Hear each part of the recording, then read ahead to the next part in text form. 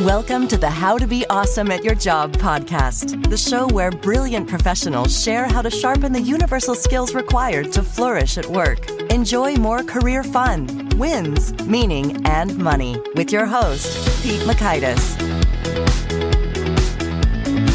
Hello, and thanks for joining us here for episode 641 with Richard Boyatzis. Richard brings some profound wisdom and research into what does it take to really open up to change yourself and others, and how could we facilitate that all the more effectively with coaching. So great stuff. You'll learn 1, why goals don't motivate us to change and what does. 2, the biological key that opens people up to change. And 3, 4 principles for making change stick. So if you want to check out the show notes, the transcript with links to items we've referenced, they're over at awesomeatyourjob.com/EP641. That's awesomeatyourjob.com/EP641. And if you're at awesomeatyourjob.com, I encourage you to check out some nifty stuff, such as our Gold Nugget email list. The Gold Nugget provides summary, wisdom, and insight from Richard in an email right to your inbox. You can read in 2 or 3-ish minutes when the episode goes live, as well as access to the whole vault of all these summary write-ups. Handy stuff, Gold Nuggets at awesomeatyourjob.com. Now, here's Richard's story. Richard Boyatzis is a distinguished university professor at Case Western Reserve University, a professor in the departments of organizational behavior, psychology, and cognitive science, and the H.R. Horvitz Professor of Family Business. He's got his bachelor's in Aeronautics and Astronautics from MIT, a master's and doctorate in social psychology from Harvard, and using his intentional change theory, he studies sustained desired change of individuals, teams, organizations, and communities and countries. He's been doing it since 1967. He's authored more than 200 articles and 9 books on leadership, competencies, emotional intelligence, competency development, coaching, neuroscience, and management education, including the international bestseller Primal Leadership with Daniel Goleman and McKee, and the recent Helping People Change with Melvin and Ellen Van Oosten.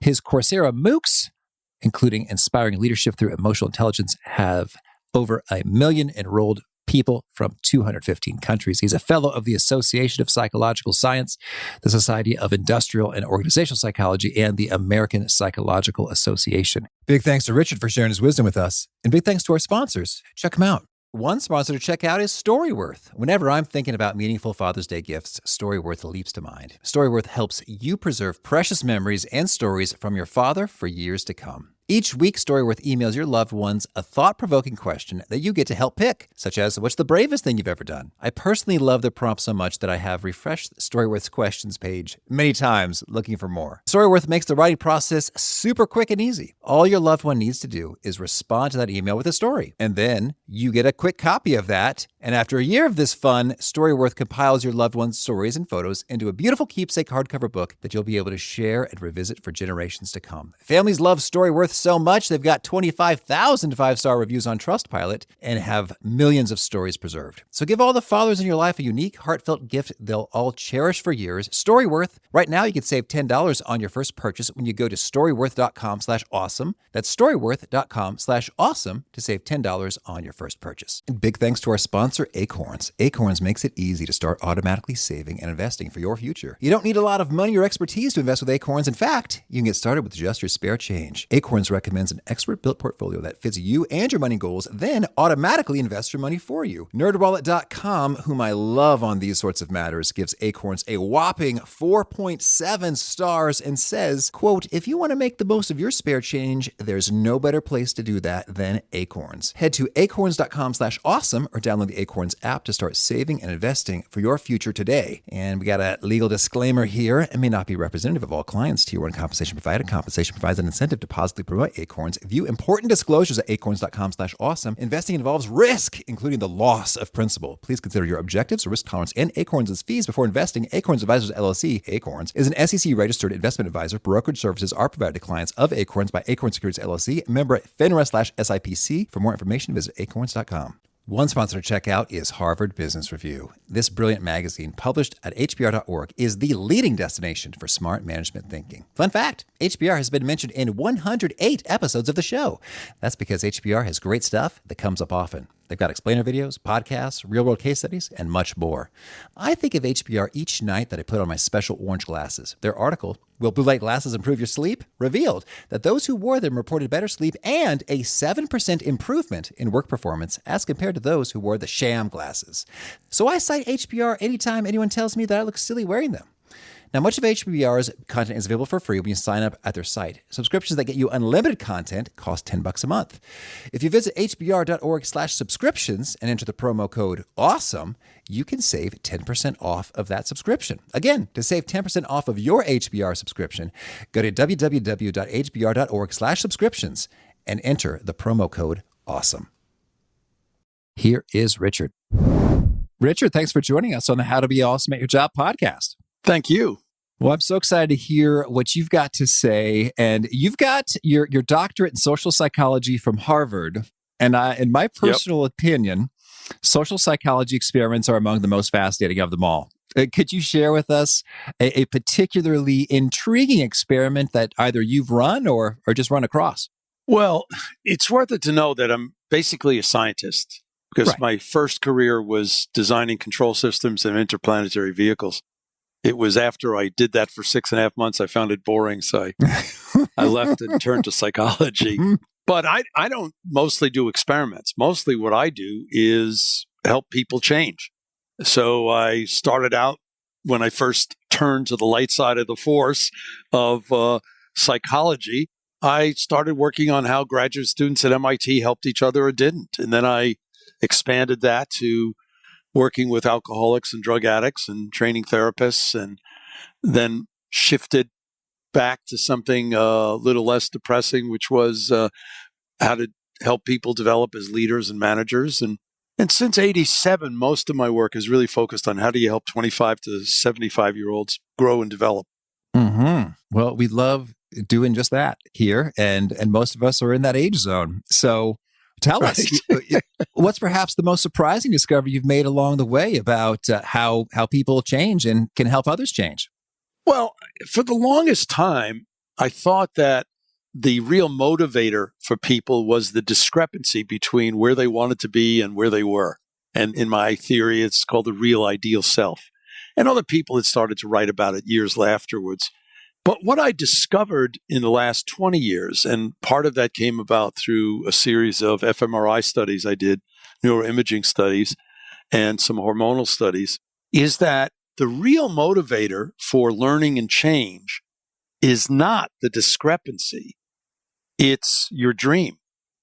That, in fact, when you dream, not goals, but when you dream, when you think about what's my deep purpose, what do I would love my life to be in 15 years? And you start to let yourself go, you actually activate neural circuits that allow you to be open to new ideas and other people. When you focus on goals at the beginning of a process like this, you actually close down that circuitry, that network, because you activate a different network, an analytic network that suppresses your openness to new ideas and other people. Wow. So I would say the power of a person's dream, and, a lot of people have talked about that. And hell, Tony Robbins gets 20 million a day for talking about it. But what happened to me was, as a scientist, I'm skeptical about all this stuff. And I'm plodding away doing all my longitudinal research for, the 70s, 80s, and 90s. And then all of a sudden, I started to look at the psychophysiological interactions. We did some fMRI studies and found out that when you talk to people about their dreams, they light up, like I said, this network that allows you to be open. And when you talk to them about solving problems, they close that down. And that's counterintuitive because a lot of people think, well, give me another goal, give me another metric, add another thing to my dashboard. And it turns out all of that stuff works the opposite way. It doesn't motivate people to be open to change or adapt or innovate. And now we have dozens and dozens of actual behavioral studies in organizations, public sector, private sector, nonprofit, showing that when you engage this, what I call a positive emotional attractor, it's a certain neural network, certain hormonal system, and feeling positive about things, you actually increase leadership effectiveness, professional effectiveness, engineering effectiveness, innovation, engagement. and organizational citizenship, which is a variable that measures how much you do beyond your job. Whew. Richard, this is exciting. And that's a big idea. It's huge. Wow. That changes everything. It's huge. Look, how many people listening right now are kind of doing their job, but kind of looking for the next thing, which means that they're not doing their job well. So what happens is we have engagement numbers pre-COVID. It said 76% of the people in the United States with full-time jobs pre-COVID were not engaged in their work. 83% in Europe, 81% in Japan. That is a worldwide motivational crisis. That means 4 out of 5 people aren't bringing their stuff to work. And they're not using their discretionary time to create new ways to serve their customers or create new ideas.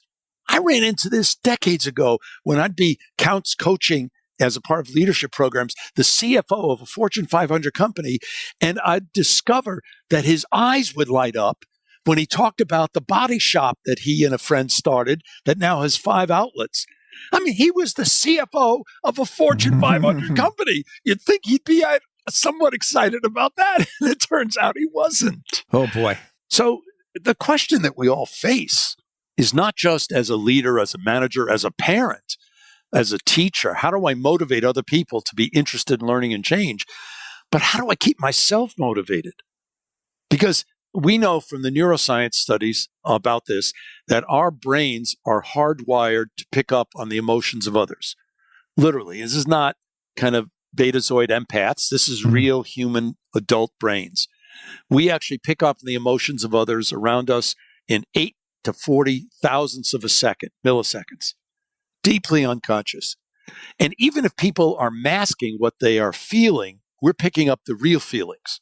So if you're kind of a bit bored or a bit humdrum, you might not say it at work because you got to show the bravado of performance and this and that. But if you're really feeling that inside, guess what? Everybody around you is getting infected with this thing. Boy, if you aren't inspired about your life and work, there's no way you're going to be inspiring other people. And that's what we have to do. All right. Oh, thank you. Well, so let's really drill into this distinction between a dream and a goal.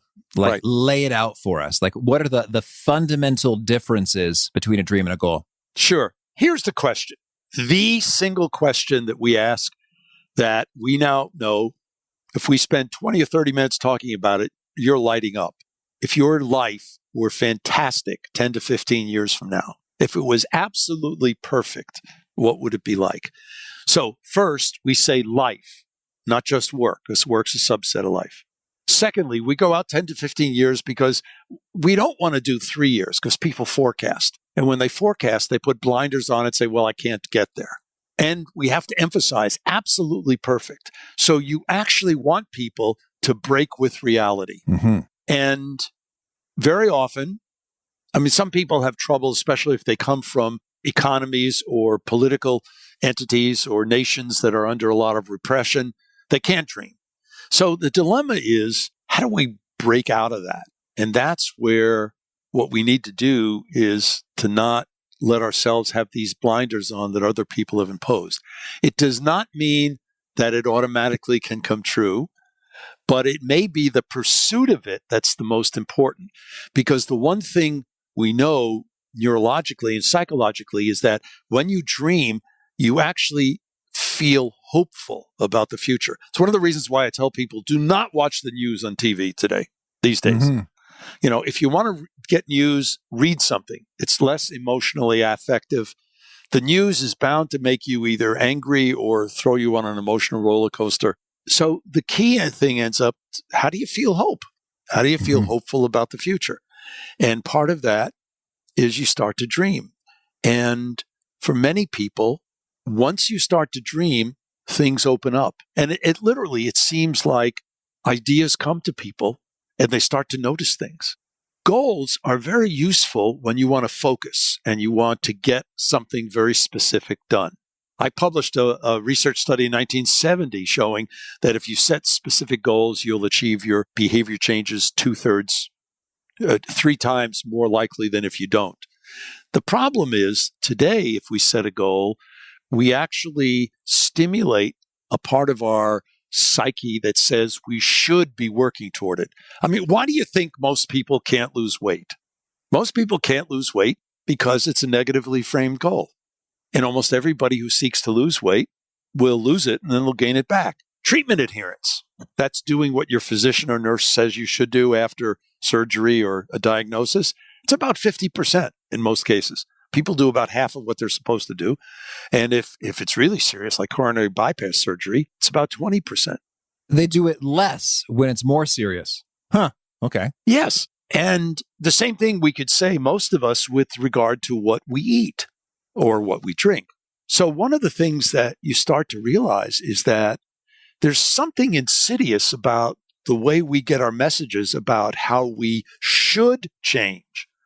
Not how we want to change, but how we should change. And in fact, that's what a lot of my research has been focusing on, and mine and others.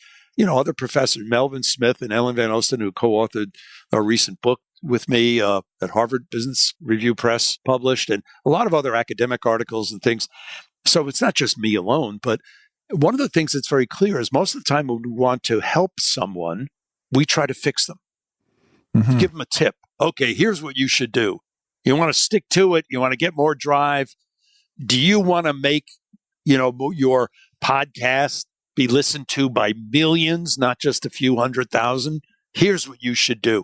And as soon as people do that, even if it's well-intended, even if it might be a good idea, you feel like you're being bullied and you close down. And that's the thing that goals do. Now, there is a time in the change process when you want to focus and you want to close down. You want to eliminate extraneous noise because you want to keep your eyes really focused. And quite literally, there was one study done in England where they used endocrines that are a part of stress, like epinephrine, and they're endocrines that are a part of renewal, which is where the body rebuilds itself, like oxytocin. And they sprayed either epinephrine or oxytocin in a person's nostrils.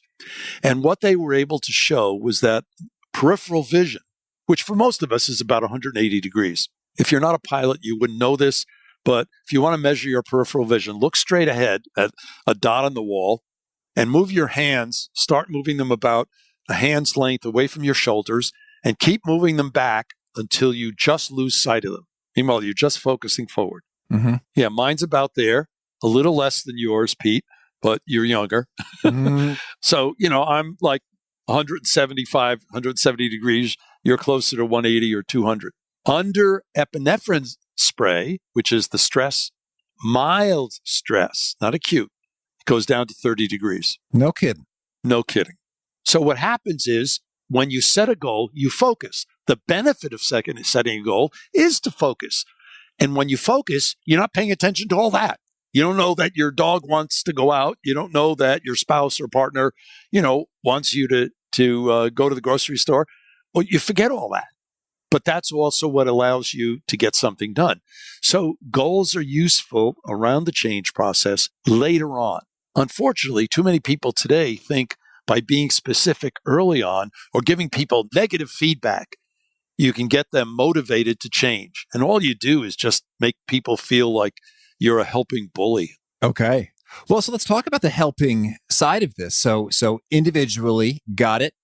Dreaming activates hope, activates new possibilities. Right. It gets things moving in some really cool directions and it gets engagement and juice and energy flowing. And then later on, a goal will focus in our efforts. Whereas if we, jump the gun and get a goal too early, we're running into trouble. We feel some bullying and we don't get that motivation engagement. You got it. You should teach an MBA course. Oh, thank you. Well, so then tell us, if we're in a role where we're trying to help somebody, maybe a friend or a peer or a colleague or a direct report that we manage, what are some of the top do's and don'ts using this knowledge? Okay. Yeah. Here's one that's counterintuitive. Constructive criticism is criticism. Uh-huh. The receiver doesn't really necessarily differentiate your intent. Ask any teenager about stuff their parents are saying. Ask any older mother or father when their in-laws are giving them tips on how to dress their kids. So the challenge that we have is that when we see how somebody else could do something better, we want to help them And in helping them, we often do it by telling them what to do.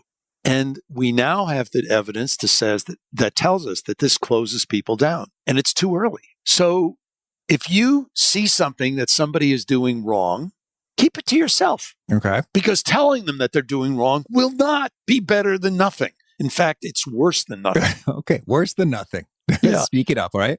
Now, if you ask somebody how it's going and they start to critique it and they get to a point where they say, this part of my interaction with these customers didn't go the way I wanted to, and you nod your head, and if they turn to you and say, can you see something that I might have done differently? Now, at that point, the person is open.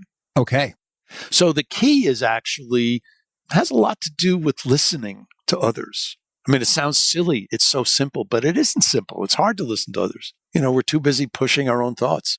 So you keep your mouth shut until they ask for it. Right. All right. Right. And that's, like I said, it's counterintuitive. Everybody thinks you can push people to change. You can't. Now, look, just to be careful, with children or with people who suffer from various cognitive disorders or emotional disorders, they may need more structure. So you don't want to wait till a child burns themselves in a fire to try to get them to realize that they shouldn't put their hands on a fire. Okay. So I'm not saying this for every situation, but as soon as we become sentient adults, now we have a built-in defensive reaction to somebody telling us what we should do. That's why performance improvement plans are a waste of time. Performance reviews might be useful, but usually they have to be done in a certain way if they're going to be useful. Okay. Well, and so then in our daily interactions, right? If we're not, or even in the performance review or within our daily interactions, if we're most of the time not being asked, how we can improve, which by the way, there's probably one tip right there is for professionals who want to grow, dream, be open, and ask. Yes. And then you'll get the goods and be open to actually working with the goods. So there's one implication. That's right. Well, that's two implications. Okay. Oh, dream and then ask. All right. And so then if we're not the asker, but rather the influencer, right? So we're listening. What else are we doing when we're not asking and we're trying to steer things in a direction? One of the things you want to do is try to move people into this zone, this physiological, psychological zone that I call the positive emotional attractor. And the question is, how do you get people into that? Because any degree of even mild stress, like your cell phone drops a call or somebody cuts you off in traffic, impairs you cognitively. And the data is very clear on this. Cognitively impairs you, perceptually, emotionally. So how do you get into some of these positive spaces? Well, one idea is to periodically feel hopeful. This is one of the reasons why playing around with ideas, when the Powerball, like, what was it last week, hit $1 billion or something, mm-hmm.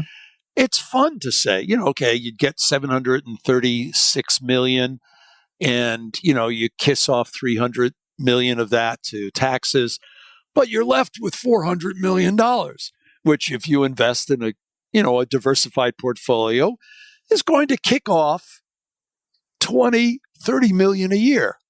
Now, you could buy a plane a year kind of with that. Sure. If you wanted to. You could eliminate hunger in entire communities if you wanted to. So the question ends up being fanciful about something like that is not the devil's playground. It's actually you being open. Here's another tip, or another way to do it, I should say. Hope is one of these core emotions that is very, very strong and helps us open up. Another one is compassion, gratitude. And one of the questions we often do, it's an exercise. Let's do it right now with your audience. All right. What I'd like you to do in the audience is I'd like you to think of the people in your life who have helped you the most become who you are or get to where you are. In your whole life, who would you say, I wouldn't be who I am today if it wasn't for X? I wouldn't be where I am today if it wasn't for Y. Just pause a minute, jot down a few names. Now go back to the first name you put down and remember a moment with them in which you learned something important. And just think about or write down a word or phrase that captures what they said or did in that moment. In other words, you're replaying the YouTube video of that moment. Mm-hmm. I do this in all my speeches and lectures and courses and usually give people more time. We're a little time constrained, so I'll rush it. Now, what I'm asking you now is, how did it feel when you remembered these people and you remembered that moment? I've done this exercise on all 7 continents, something like 50 countries, and people usually say, I felt really grateful. I felt loved. I felt appreciated. I was really moved. I felt energized. I felt excited. I felt serene. All of these, each of these emotions are indicators, are biomarkers of activating the parasympathetic nervous system, which is the body's only antidote to stress, mild or extreme. And that is the physiological, the hormonal thing that gets you into this more positive state. So what ends up happening is feeling gratitude and caring for others is one of those things. So being in a loving relationship is really good for you in this way.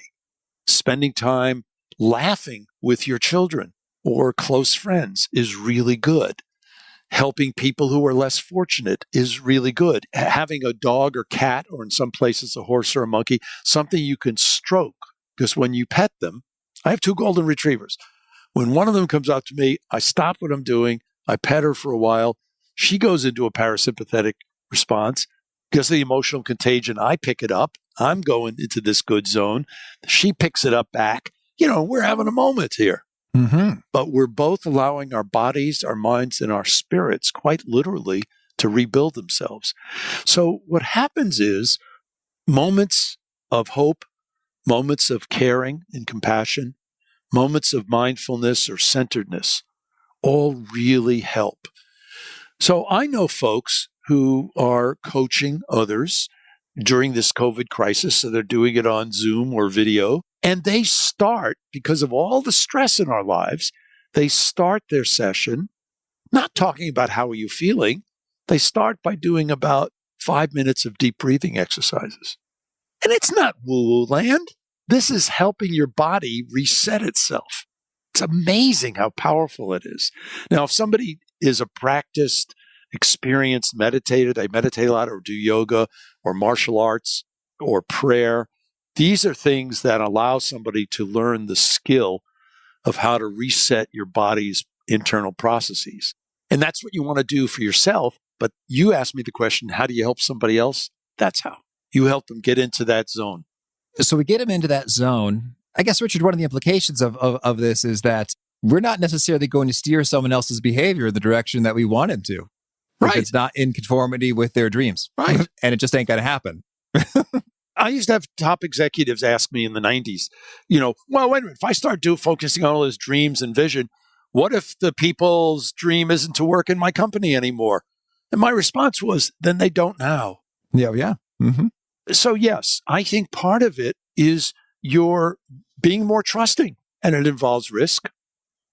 But that's where people bring their juice. That's where they bring their talent.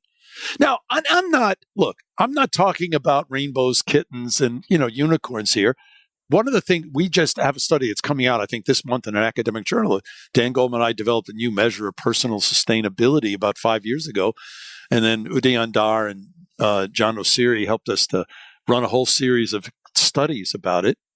And one of the things that we finally have data on, which I've been saying since the 70s, but I was saying it more clinically, but now we've got the data. It's really important for you to enter this positive emotional attractor zone, this renewal zone, in short bursts. Brief is better than long. Doing a number of 10 to 15 minute moments throughout the day is much better for you than to take a whole hour or an hour and a half. Why? Because you're interrupting all the negative stuff, neural activation, hormones, etc. Quite literally, you're letting your body reset itself. So briefer moments helps. That's why when somebody started talking about 2 years ago about eliminating coffee breaks and eliminating lunch and letting people work 3 days and then be home 4 would be deadly, absolutely deadly, because we need the coffee breaks, we need the lunch, we need the chats, we need the going out for drinks or coffee with colleagues. We need them to help our bodies and our minds reset themselves so we can perform. So More briefer moments during each day are key. And then here's the thing we also just proved is that the variety of things you do to get yourself into that zone also is highly predictive of more engagement, more sense of well-being, more career satisfaction, more empathy, less tension and distress, all the good stuff and less of the bad stuff. And it works the same way when you help somebody else do it. Okay. I love it. Well, so let's hear, we've got 5 key components to an intentional change theory model. And we've gotten some of the goods already, but could you maybe just walk us through briefly that process from beginning to end? I've been studying since 1967 how people change. And although I have been studying it not just for individuals in dyads, pairs, couples, but also teams, organizations, communities, and countries, let me focus right now on individuals and pairs, dyadic interaction. First of all, sustained desired change is almost never continuous. It happens in fits and starts. I mean, if you tried to stop smoking, you don't just stop cold. Few people do and stay off it. Some days you don't smoke anything and some days you smoke 2 cigarettes. If you're trying to lose weight, you don't lose a pound a day. Some days you lose 2 pounds, some days you gain a pound. So it's discontinuous and it's nonlinear. And if we accept that, we're a little more patient with ourselves and other people. And this becomes important because if you feel tense about it, you're sending out all this stuff. People are picking it up in their brains and it's making them crazy.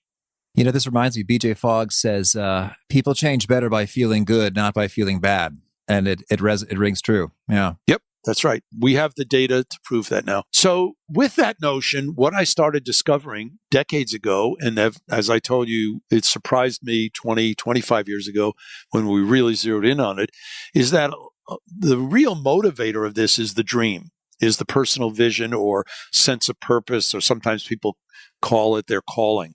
If you have that, you're eligible for the second discovery, which is how do you come across to others? And that's where, if you don't have part of the dream, it turns out you're not open enough to notice. Mm-hmm. So there's like a 5% chance you'll actually change in some sustained way. But if you are open to it, you start to pick up and you start to identify things that you do that are strengths and things that you do that are weaknesses. You're doing it like if the end result of the first discovery is a personal vision, the end result of the second is a personal balance sheet. Then you decide, how do I get closer to my dream using my strengths and maybe work on a weakness? Nothing more, just one. That's where you identify an agenda or plan. This is where the goals come in as helpful. Because at this stage, you're making choices as to how you'll spend your time and you're going to explore something. But it has to be joyful. If you do it because you should, it's exhausting and you'll atrophy. Then you go into a thing where you experiment with some new thoughts or feelings or behavior, and then pick the ones that work and practice it. And all of that happens in the context of trusting, caring relationships. And if any of those ingredients aren't there, your process stops short. The majority, this is really sad, but when I and others have done a lot of research on how much do people change in their abilities, their emotional, social, and cognitive intelligence after 4 years of college. And when we were doing these studies for various federal agencies in the 70s and 80s, we found that on the whole, people statistically significantly changed on 1, which means you could babysit for 4 years and you might learn more than going to college. Now, not every college has such bad results and not every person has them because a lot of it has to do with intentionality. Yeah.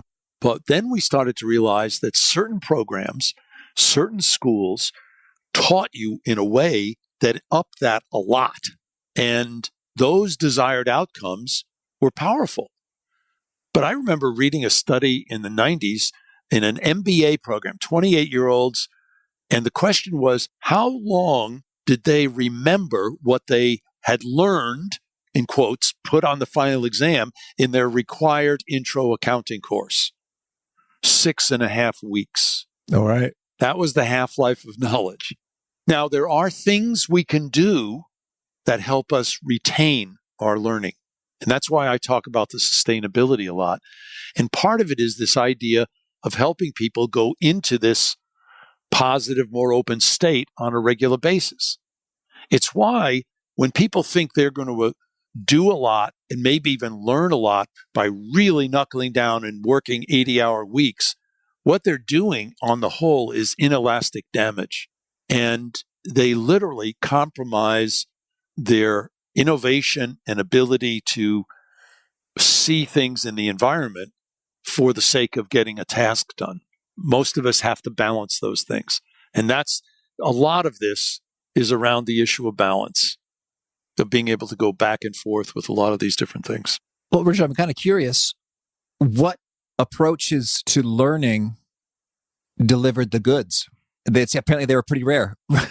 Okay. It turns out that one issue is where you somehow want to learn it. All right.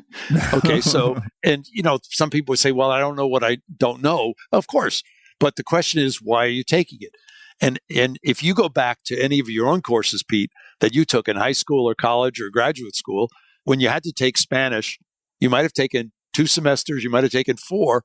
And do you still remember any Spanish? Probably not. But if you did a semester in a Spanish-speaking country, if you started spending time going to South America regularly, like every few months, you actually might decide you want to learn Spanish and you might hold on to it. So a lot of it has to do with desire.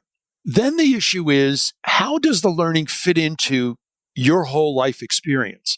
There's so much that we can just memorize, but cognitive psychology has proven that we hold things in our mind when we attach them to a context or a structure. And the question is, what's that structure? Well, when you involve people pedagogically in terms of the learning methods in more projects, teamwork, field work, people hang on to stuff. I mean, in medical school, they used to have people go through courses for several years before they saw a patient. Then somebody started noticing that if they started working with patients, obviously they're not going to just prescribe them drugs or do anything that they don't understand. But if they started seeing human beings in the first month, they hung on to things, they increased their learning durability or sustainability a lot because it's an emotional experience. So we're holistic beings. And if you learn something just with your head, it's going to have a shorter half-life. If you learn it just with your feelings, it's going to have a shorter half-life. You need both. And so learning things with others. I was just on a call trying to help a group in Buenos Aires that has hundreds of thousands of 18 to 23-year-olds learn skills and how to get jobs. These are mostly unemployed people. And one of the things we talked about was, if they don't learn to develop peer coaching relationships where they help each other, they have a lot of recidivism. All right. Thank you. Well, anything else you want to make sure to mention before we hear about a few of your favorite things? These are a few of my favorite things. But anyway. Okay. No, that's over. All right. How about a favorite quote? Maya Angelou. I have observed that in the future, they will not remember what you did. They will not remember what you said, but they will remember how you made them feel. And how about a favorite book? Kind of splits into different genres. One of the books that absolutely blew me away early in my studying about psychology was Erik Erikson's, Young Man Luther, and then later he wrote Gandhi's Truth, about their kind of psychoanalytic history.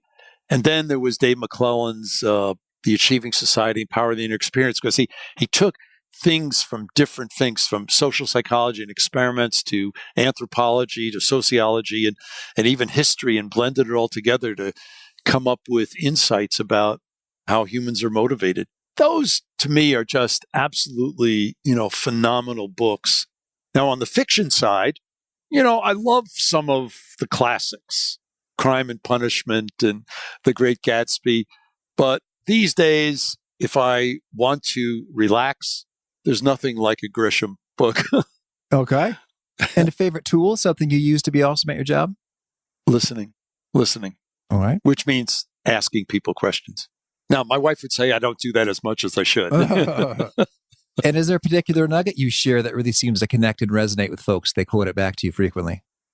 I would say even today, a couple faculty at different universities around the world who I was on meetings with we're quoting back some of the stuff that I used to say and still say about the fact that the most powerful thing we can do is to help people liberate their energy, their sense of freedom. Because when we do that, when we help people open up, there is no limit to what people can do in helping others, in creating new products and ideas, in solving some of these seemingly intractable social problems that we have. Okay. And if folks want to learn more, get in touch, where would you point them? Well, let's see. We have a set of books that are more practitioner-oriented, i.e. normal people can read them and enjoy them. The recent one is Helping People Change with Professors Melvin Smith and Ellen Van Oosten. Harvard Business Review Press did it. An earlier one was Primal Leadership with Dan Goleman, and then Resonant Leadership. So those are a couple books. Then, and there are some Harvard Business Review articles that went along with each of the books. Then there are several MOOCs, massive open online courses I've done on Coursera. One I did on inspiring leadership through emotional intelligence has, 2 weeks ago I checked, I think 1,250,000 people have taken this course from over 215 countries.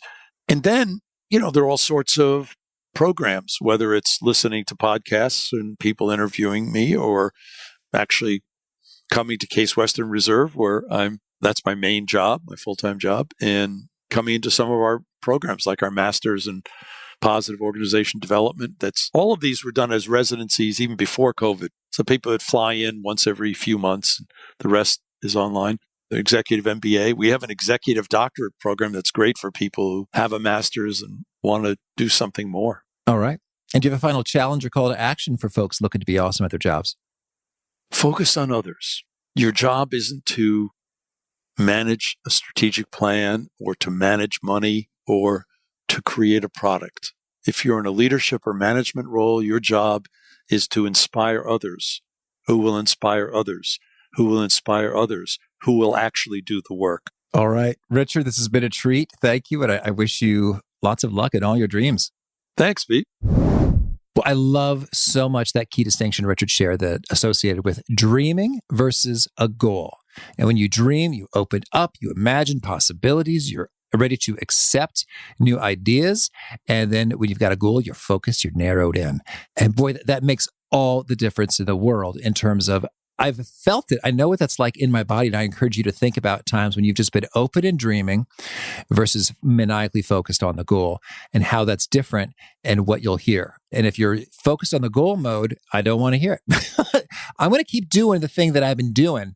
And that's how it's going to be, as opposed to, what could be possible? What could I create? How could I make this dream come to pass? Oh, here's a cool idea. And I'd love to receive some more cool ideas. Very handy.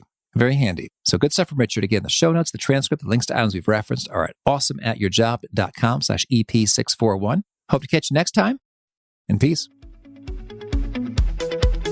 Thanks for listening. To get the most out of the show, we recommend 2 key things. First, check out the extra resources at awesomeatyourjob.com. You can find this episode's transcript and links, as well as the perfect episode for your situation. You can search the full text transcripts of hundreds of episodes or explore episodes tagged by topic and competency covered. Second, subscribe to the podcast and get future episodes automatically. You can subscribe by telling Siri and several other smartphones and speakers, subscribe to the How to Be Awesome at Your Job podcast, or by tapping subscribe in your podcast player of choice. If you'd like some extra help figuring out podcasts and how subscriptions work, visit awesomeatyourjob.com/subscribe for guidance. Hope to catch you on the next episode of How to Be Awesome at Your Job.